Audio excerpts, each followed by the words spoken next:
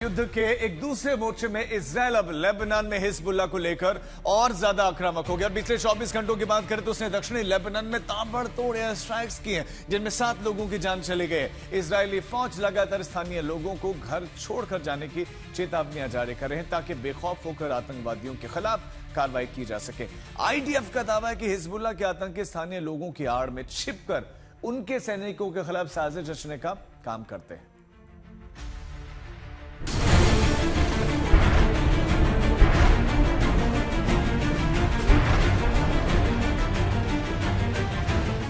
Lebanon में बढ़ रहा घमासान।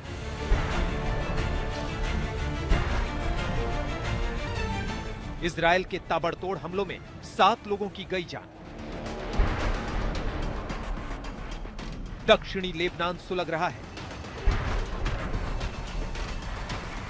इजरायली फौज एक के बाद एक हमले कर रही है।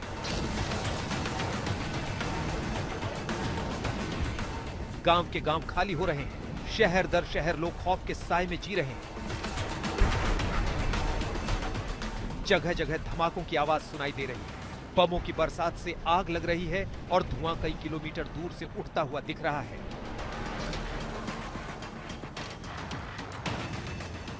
इजरायल ने पिछले 24 घंटों में दक्षिणी लेबनान में करीब 50 हवाई हमले करने का दावा किया है। इन हमलों में 7 लोगों की मौत हो गई।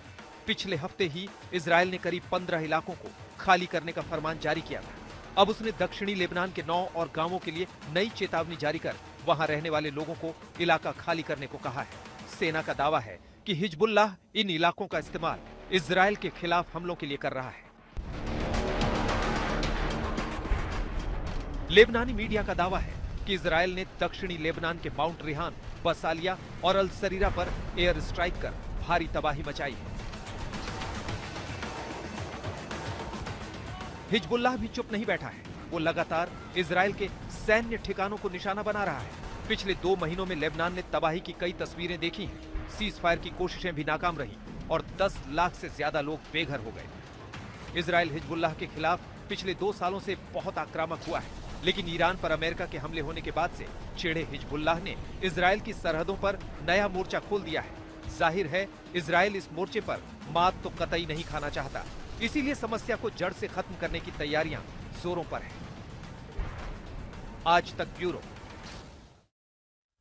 तो अभी आपने देखी हमारी खास रिपोर्ट और अब इस समय एक बड़ी खबर आपको देते हैं। इजरायल से बड़ी खबर, जहां पर सेना का कहना है कि उसने हिजबुल्लाह के 2 लोगों को मार गिराया है। इजरायली सेना का दावा है कि उसने दक्षिणी लेबनान में अपने सैनिकों के लिए तत्काल खतरा पैदा करने वाले हिजबुल्लाह के इन 2 लोगों को मार गिराया। तो हिजबुल्लाह के खिलाफ इजरायल का बड़ा ऑपरेशन, 2 लोगों को मार गिराया और इन्हें खतरा बताया। तत्काल खतरा पैदा करने वाले ये हिजबुल्लाह के 2 लोगों को मार गिराया गया है और हिजबुल्लाह के सैनिकों के इलाके में मौजूद ढांचों के अंदर पहचान की गई जो खतरा पैदा कर रहे थे और बाद में किए गए हमले में उन्हें मार गिराया गया।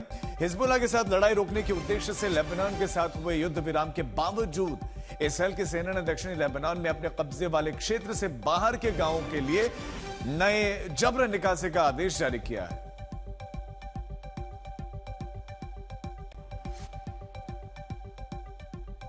एक और बड़ी खबर इस बीच में आपको देते हैं, जहां पर इजरायली अखबार हारित्ज के मुताबिक इजरायली पुलिस ने अल अक्सा मस्जिद परिसर में कथित तौर पर फजह का बलिदान करने की कोशिश करने वाले 21 संदिग्धों को हिरासत में लिया है। अल अक्सा मस्जिद में ये इजरायली एक्शन पुलिस ने यह बताया कि इजरायलियों के एक समूह ने परिसर में जबरन घुसने और एक बकरी लाने की कोशिश की। हारित्ज ने बताया है कि संदिग्धों को सुनवाई के लिए मजिस्ट्रेट कोर्ट में पेश किया गया और बाद में फिर रिहा कर दिया गया। अल अक्सा मस्जिद दक्षिणपंथी इजरायली राजनेताओं और बसने वालों का एक नियमित निशाना बन गई है, जो कि परिसर में घुसने की कोशिश करते हैं। इजरायली सेना की सुरक्षा में धार्मिक अनुष्ठान वहां पर होता है, लेकिन इस बीच में ये जबरन जाने का प्रयास कर रहे थे। इजरायली अधिकारियों के द्वारा दशकों से कायम स्थिति के तहत यहूदियों और अन्य गैर मुस्लिमों को निर्धारित समय के दौरान परिसर में जाने की अनुमति है, लेकिन उन्हें वहां पर प्रार्थना करने या धार्मिक प्रतीक प्रदर्शित करने की कोई अनुमति नहीं है।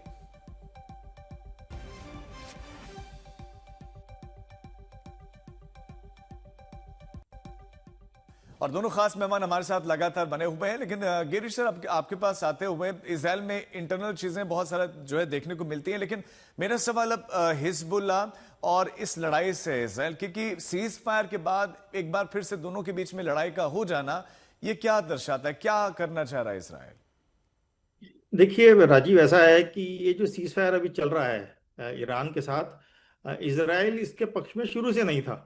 और उसका मेन कारण ये था कि ईरान की एक मांग है कि सीज फायर के लिए कि इजराइल जो है लेबनान में हिजबुल्लाह के खिलाफ जो जो अटैक्स कर रहा है वो रुक जाए। और इजराइल इस बात के लिए कभी भी राजी नहीं था। अमेरिकन प्रेशर के अंदर उन्होंने 10 दिन का लेबनान के साथ सीज फायर किया था, लेकिन वो सीज फायर उन्होंने कभी माना नहीं, क्योंकि क्योंकि इजराइल को हिजबुल्लाह से एक एग्जिस्टेंशियल थ्रेट है। उनको लगता है कि हिजबुल्लाह जो है इजराइल का वजूद मिटाने की कसम को उन्होंने खा रखी है। और इजराइल वो रिस्क लेना नहीं चाहता है कि वो सीज फायर करे, 10 दिन 15 दिन जितना भी करे, और उसमें हिजबुल्लाह जो है फिर से अपने आप को रियार्म कर ले, अपने आप को, अपने संगठन को दोबारा से मजबूत कर ले, अपनी आर्म सप्लाई को दोबारा गठित कर ले, और फिर इजराइल के ऊपर दुगनी ताकत के साथ प्रहार करे। वो इजराइल बिल्कुल नहीं चाहता है, और इसलिए वो लगातार अटैक करते जा रहा है और कोशिश कर रहा है कि हिजबुल्लाह की जो ताकत है वो उस पर प्रहार करे। लेकिन मेरा मेरा मानना यह है कि आपने देखा कि करीब 2.5-3 साल से इजराइल गाजा में अपना पूरा जोर लगा लिया, लेकिन आप देखिए हमास अभी भी कहीं ना कहीं उसकी ताकत कुछ ना कुछ बरकरार है, और अभी भी वो क्षमता रखता है इजराइल के ऊपर अटैक करने की।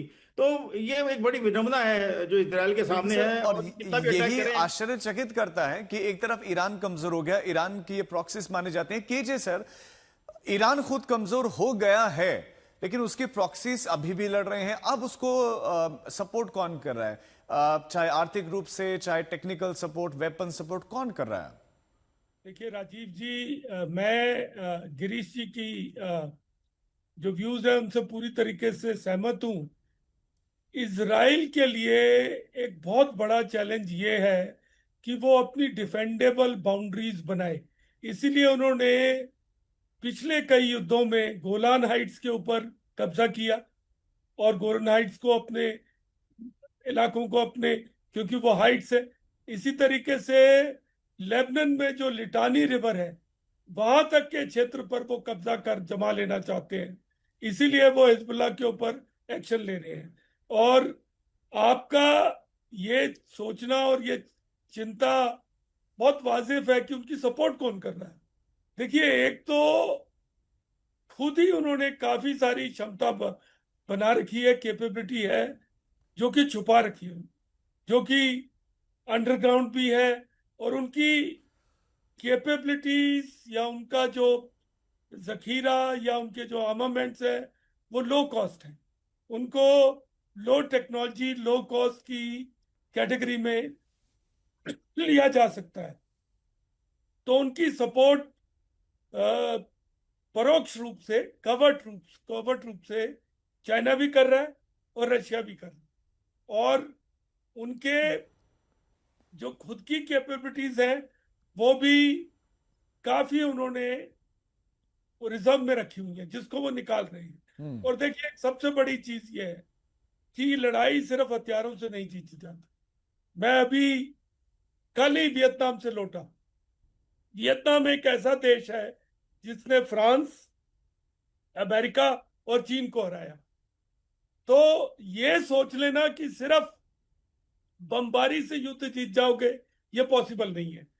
और इजराइल के लिए, जिसको एक अंग्रेजी का मुहावरा है कि जंगली घास है ये तो उगेगी, इसको बार बार काटना पड़ेगा, मोइंग करनी पड़ेगी, इसकी छटाई करनी पड़ेगी। तो ये बहुत चैलेंज है इजराइल के लिए। बिल्कुल, इसमें तो कोई दो राय नहीं, बहुत चैलेंज है। आप दोनों मेहमान हमारे साथ बने रहे, आपके पास लौटते हैं।